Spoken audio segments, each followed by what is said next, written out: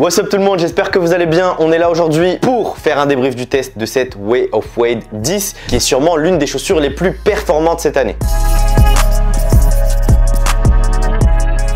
Ok les gars, comme d'habitude, n'hésitez pas à liker la vidéo et à vous abonner à la chaîne si vous êtes nouveau. Et on est clairement sur un banger. Ça faisait longtemps que j'avais pas testé une paire aussi performante pour être tout à fait transparent. La Way of Wade 10, c'est déjà le 10e modèle signature de Dwyane Wade. Il y a déjà 10 modèles qui sont sortis et je vous avoue que j'en ai raté pas mal. J'avais vu passer la 8, la 9 et là on est déjà sur la 10 et on est complètement sur une chaussure qui a été pensée avec des matériaux, avec un design qui, je vous l'avoue, fait pas forcément rêver mais avec des performances qui sont juste exceptionnelles. Je vous propose qu'on commence rapidement par le design de la chaussure et on a pas mal d'éléments qui sont complètement liés au storytelling de Dwyane Wade. On a le surnom de Dwyane Wade, Flash, puisqu'il allait très vite, qui est positionné sur la partie intérieure du pied. On va retrouver, comme toute signature shoes, la signature de Dwyane Wade sur la partie extérieure. On va retrouver également le chiffre 10 sur la languette pour la 10e chaussure signature. On sait aussi que Dwyane Wade a un aspect très motivationnel, très développement personnel dans ses dernières sorties, et notamment par rapport à son fils et à tout ce qu'il peut faire avec lui. On va avoir du coup des mentions sur la coque au talon de la chaussure. On va donc avoir les 10 commandements pour pouvoir frayer son propre chemin à la façon D-Wade. Donc si je vous prends un exemple, how to make your own way, on va avoir be confident, soyez confiant, believe in yourself, croyez en vous,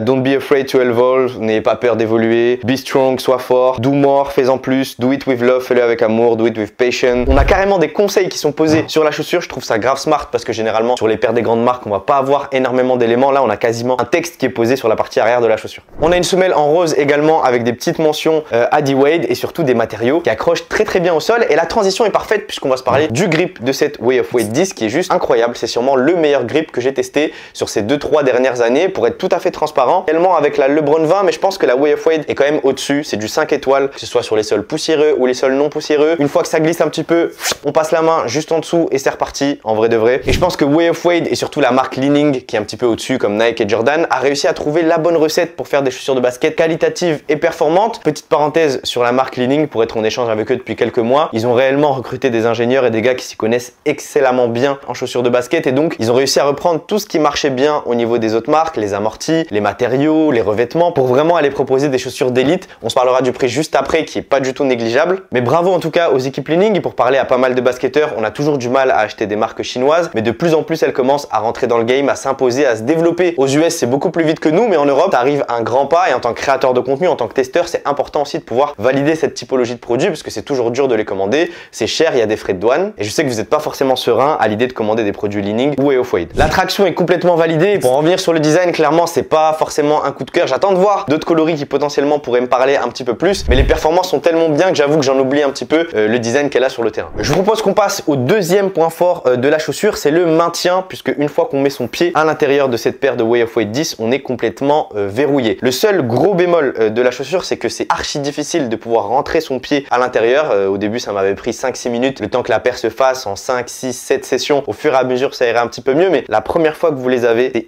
hyper dur de mettre son pied à l'intérieur, donc n'hésitez pas à user un petit chausse-pied pour pouvoir mettre son pied. La paire possède des revêtements qui sont qualitatifs mais aussi qui sont très durs, et du coup d'un point de vue confort, on s'en parlera juste après, ça va vraiment descendre un petit peu la note. Maintenant sur la partie du maintien, une fois que le pied est dedans, il est verrouillé, le pied est calé, ça bouge pas et on a l'impression d'être complètement en sécurité. Rares sont les chaussures que je conseille à ceux qui m'envoient des messages et qui me disent Reda, je reviens d'une entorse à la cheville, j'ai besoin d'une paire qui va venir vraiment me rassurer à 100%. Cette Way of Wade 10 propose clairement un niveau de réassurance qui est au-delà de la moyenne, qui est même élite par rapport aux différentes paires qui sont proposées. Au niveau de la pointure, n'hésitez pas à prendre la même pointure que vous avez l'habitude de prendre sur des paires Kairi. La paire est plutôt serrée au niveau de l'avant du pied, donc prenez une demi-taille au-dessus. Pour ceux qui ont réellement les pieds larges, il va vous falloir prendre une taille au-dessus. Globalement en Asie du Sud-Est, ils ont des pieds qui sont parfois un peu différents des nôtres, donc au niveau du sizing, parfois il faut prendre une full taille au-dessus pour être transparent, mais là pour le coup prenez une demi-taille et normalement ça devrait faire l'affaire. Techniquement au niveau du maintien, on a une plaque en plastique qui est positionnée sur la partie extérieure et qui va venir contenir un maximum les mouvements du pied. On a une paire qui va être mid, qui va remonter au-dessus de la malléole, et surtout on a une coque au talon qui est extrêmement solide,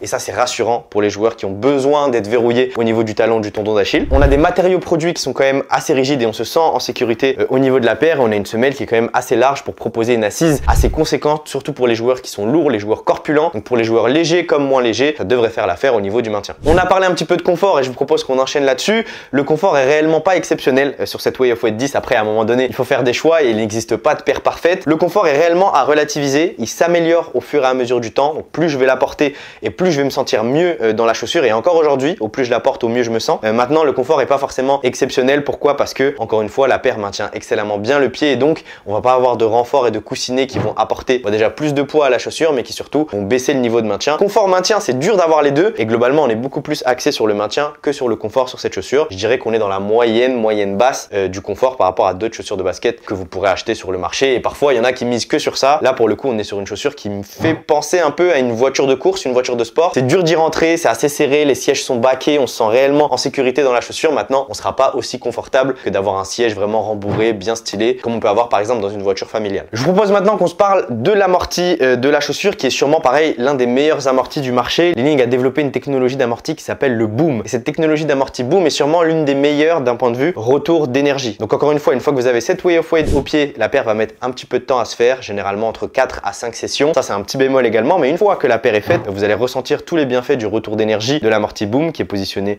juste en dessous. La paire est très stable et l'amorti rebondit bien, donc ça c'est cool parce que vous allez vous sentir en sécurité, mais vous allez aussi ressentir ce retour d'énergie et ça c'est très cool. Je dirais pas que c'est à hauteur du Zoom, je dirais que c'est un peu différent. C'est vraiment un mélange, j'ai l'impression, entre le Zoom et le React. C'est pour ça que Nike utilise de plus en plus aussi le mélange de ces deux technologies. Je dirais que c'est aussi mou que le React, mais ça apporte autant de retour d'énergie que le Zoom. C'est pas aussi rigide que ça. Donc ça c'est hyper intéressant. D'un point de vue absorption des chocs, et je vais être transparent avec vous, encore une fois l'amorti se fait au fur et à mesure avec le temps, mais je le trouve quand même assez rigide par rapport à d'autres mousses qui sont utilisées notamment chez Nike, comme la mousse Cushlon notamment. L'amorti est quand même assez rigide, donc pour les joueurs qui recherchent du confort d'amorti, c'est-à-dire de la compression, le fait que l'amorti vraiment s'affaisse quand vous sautez, lorsque vous redescendez d'un rebond, etc. Vous n'allez pas réellement trouver ça avec la chaussure, mais globalement, quasi-totalité des basketteurs se sentiront plutôt à l'aise avec la paire. Au niveau du court feel, donc des sensations sur le terrain, on est dans la moyenne, c'est pas exceptionnel comme ce qu'on pouvait avoir sur une Kyrie, c'est pas non plus dégueulasse comme ce qu'on pouvait avoir sur la LeBron 19, on est vraiment dans la moyenne de ce qui peut se faire au niveau des chaussures de basket. Et globalement, et on enchaîne avec un point hyper intéressant, c'est la durabilité du produit. Je sais qu'il y en a qui vont rechercher des paires les plus durables parce qu'ils veulent que ça dure une saison, 2 saisons, 3 saisons pour ceux qui prennent réellement soin de leurs produits. Globalement, la durabilité est validée sur la paire. On se parlera du prix après qui est quand même assez indécent, mais globalement, une fois qu'on paye le prix, on s'attend à ce que la paire soit exceptionnelle, mais aussi qu'elle soit durable. Et cette paire de Way of Weight 10 est plutôt durable. Si je vous mets une note sur 10 sur la durabilité, je partirai sur un 8, 8,5. Que ce soit au niveau des revêtements, mais aussi au niveau des motifs de la semelle. Et ça, c'est très cool. On a pas mal de points qui sont validés sur cette Way of Weight 10. Maintenant, on va se parler du sujet un petit peu qui fâche et c'est le prix, puisque la paire est proposée entre 200 et 225 $, donc quasi, on va dire un peu plus de 200 €. Maintenant, il y a très peu de revendeurs qui vont vendre ce produit en France. On a Basket for Ballers, en Allemagne, on a Kicks notamment qui va proposer le produit. Maintenant, si vous voulez avoir l'intégralité des coloris, vous pouvez commander directement sur le site Way of Weight, que je vous mets juste en dessous dans la description. Maintenant, vous allez avoir des frais de douane. J'ai déjà commandé à titre perso et je pense que j'ai dû payer entre 15 et 20 € de frais de douane à chaque fois au-delà du prix. Vous savez, je me sacrifie pour le peuple maintenant. Pour ceux qui souhaitent le commander, sachez que vous devez ajouter l'équivalent de 15-20 $ en plus. Maintenant, vous êtes quand même sur une paire qui est assez impressionnante, assez performante et ça vaut quand même le coup de le souligner. Donc voilà les gars, je pense qu'on a fait le tour. Ce sera sûrement l'une des paires de l'année, je vais pas vous mentir. Pour ceux qui souhaitent plus de détails, plus d'informations, n'hésitez pas à vous rendre juste en dessous dans la description. J'ai mis un lien pour accéder directement au produit et aussi j'ai mis un lien vers mon site. Pour ceux qui se rappellent, rockx.com, ça a été mon blog que j'avais lancé en 2016-2017, qui a vécu à travers les années, qui s'était clairement un peu fatigué en 2019-2020. J'ai pris le temps de pouvoir relancer le site et il est de nouveau disponible. Vous pouvez avoir des guides d'achat, des bons plans, la review des différents tests que j'ai pu faire en vidéo également. Donc n'hésitez pas à aller juste en dessous dans la description, à aller checker rookx.com et à aller voir mon nouveau site. Donc voilà les gars, je vous dis à la prochaine. N'hésitez pas à liker la vidéo et à vous abonner à la chaîne si vous êtes nouveau. Il faut qu'on atteigne ces 100 000 abonnés cette année les gars. Donc n'hésitez pas à vous abonner, à donner de la force, à commenter juste en dessous. On se dit à très vite. Prenez soin de vous. Bang!